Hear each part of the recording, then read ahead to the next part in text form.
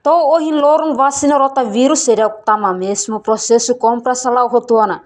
Nebe responsabiliza husi UNICEF.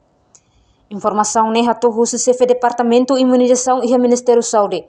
Maria Angelina Pereira ba jornalista sira e niak narfatin kai koli. E segunda-feira lorong ranolu resing ida fulan Zulu tinan rihun ranolu resing 5 tuirnia. Processo compras vacina rotavírus ne precisa tempo naru.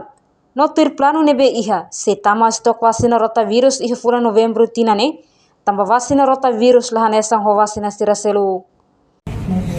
So agora vacina vai lavar sira, so vacina rotavírus vai agora virar stok out. Sudah tama, mas processa compra sarne ne halal rotona ne husi UNICEF mak responsabiliza berene nebe tarik ki empat mak frente elektoral.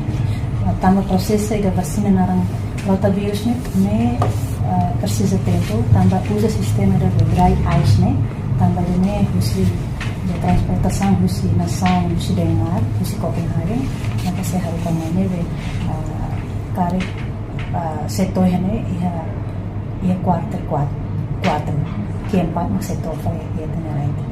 Tamba vacina rotavírus ne lá nessa uma vacina selo, tamba vacina ne tem que ir suhu nebe maka malili nebe avião nebe mak transporta vacina dane selo carro teteles nebe ta precisa tamba los que nação Timor mak be compras vacina dane usi nação selo nação barat maka só estamos vacina dane nebe ta precisa tempo depois precisa antrian nebe ta Timor ne setor ne iha fulang outubro ou será fulang novembro tanto processo de transportação ne maka se atir ni prosedur. Antes ne representa UNICEF e Timor-Leste. Patrícia de Giovanna clarifica una kata. Aqui já são basosa vacina rotavírus no diftera tetanus nian. Dadang ni iha una processo ni laran. Enquanto vacina 5 nebe makladang ni UNICEF falo prosesa makanesan.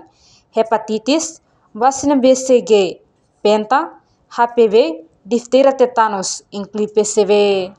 Reportagem Marquita da Silva, Televisão Timor Post. Janela informação ba emogoto. Atua tem informação atual dia kliu. Kita haluha. Haneham botão subscribe, like. Halo comentário no fahe tutang ba media sosial hotu.